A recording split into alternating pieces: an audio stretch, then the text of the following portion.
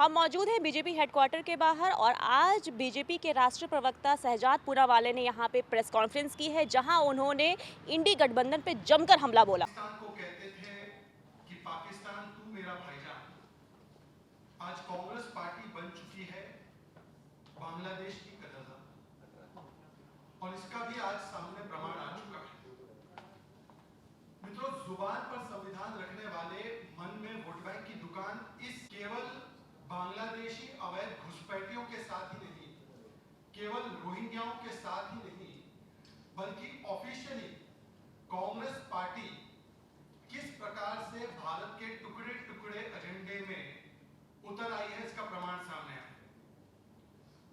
अभी कुछ दिन पहले हमने देखा है कि एक प्रवोक करने की कोशिश की गई, भारत के नॉर्थ ईस्ट को, भारत के अभिन्न अंग को ऐसा बताकर किस प्रकार से एक भारत के टुकड़े करने की मानसिकता सामने निकल कर आई।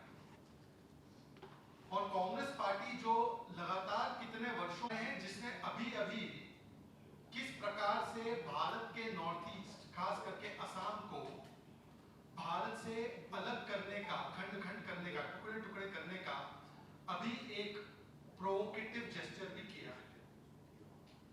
और ये कोई पहली बार ऐसा नहीं है कि कांग्रेस ने भारत के विरोध में जो ताकतें हैं उनका खुले तौर से समर्थन किया।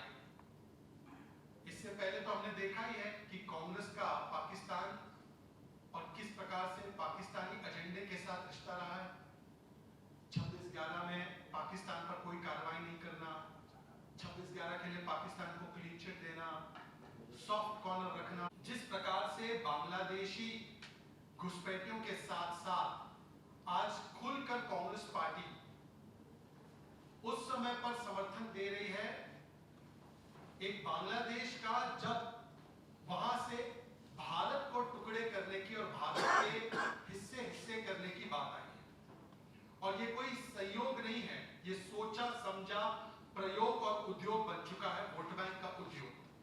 इससे पहले आपने देखा होगा सैम पित्रोदा, जो भारत के नॉर्थ ईस्ट के लोगों को चाइनीज कहता था, पाकिस्तान का टुकड़ा भी नहीं। फिर उसके बाद हमने देखा इससे पहले सैम पित्रोदा ने बांग्लादेश और पाकिस्तान के विषय में क्या स्टेटमेंट दिया था। इससे पहले सैम पित्रोदा ने खुलकर बोला कि क्या हुआ अगर बांग्लादेशी घुसपैठ घुसकर आ गए देश में, हमें इसके ऊपर कोई आपत्ति नहीं जतानी चाहिए, थोड़ा एडजस्ट हम लोग को कर लेना चाहिए। आपने देखा होगा कि इससे पहले गुलाम मीर ने झारखंड चुनाव के समय पर खुलकर कहा था कि हमारा एजेंडा है, असम एक बड़ा डेंजरस प्लेस है, असम बड़ा डेंजरस प्लेस है और अगर कोई घुसपैठिया बांग्लादेशी आ गया है तो हमें उसे अपना लेना चाहिए।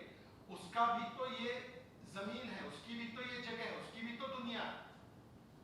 तो बांग्लादेशी घुसपैठियों के साथ खड़े होते होते आज देश विरोधी, भारत के टुकड़े टुकड़े करने वाले एजेंडे के साथ कांग्रेस पार्टी किस प्रकार से खड़ी है, उसका जो प्रमाण है वो हमें असम कांग्रेस के पार्टी कार्यालय से मिलता है, जब वहां से खुलकर बांग्लादेश का नेशनल एंथम गाया जाता है श्री।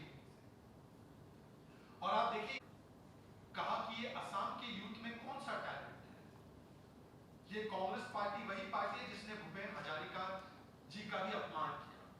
ये वही कांग्रेस पार्टी है जो 1962 में नेहरू जी ने बाय बाय असम कह दिया। ये वही कांग्रेस पार्टी है जिसने नॉर्थ ईस्ट पर बम गिरवाए थे। ये वही कांग्रेस पार्टी है, जब भारत जोड़ो यात्रा हुई तो राहुल गांधी जी के मैप से असम को गायब कर दिया। तो सोचिए, एक तरफ कांग्रेस पार्टी असम के युवाओं की, असम के जनता की, असम के लोगों का अपना घुसपैठ नहीं होती है। केवल बंगाल छोड़ दीजिए तो सारी जगह बांग्लादेश इंडिया के बीच में फेंसिंग हो चुकी है लगभग।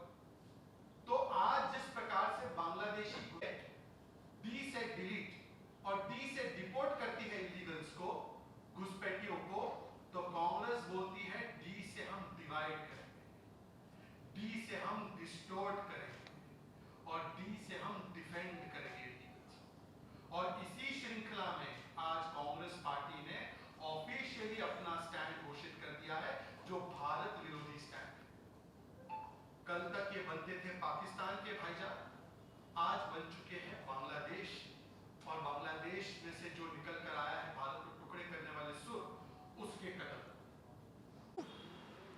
हम मौजूद हैं बीजेपी हेडक्वार्टर के बाहर और आज बीजेपी के राष्ट्रीय प्रवक्ता शहजाद पूनावाला ने यहाँ पे प्रेस कॉन्फ्रेंस की है, जहां उन्होंने इंडी गठबंधन पे जमकर हमला बोला। उन्होंने कहा कि इंडी गठबंधन के जुबान पे संविधान है, लेकिन मन में उनके वोट बैंक चल रहा है।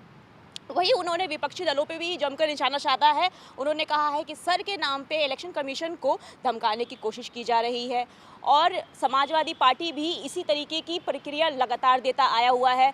कांग्रेस वहीं शहजाद पूनावाला ने डीएमके पे भी एक बड़ा आरोप लगाया है। उन्होंने कहा है कि डीएमके पार्टी ने युवाओं से गलत तरीके से पैसे लेके उन्हें नौकरी दिलाई जा रही है और वहीं पे लूटपाट की राजनीति की जा रही है। शिवानी शर्मा, कैमरामैन करण राजपूत के साथ, दिल्ली।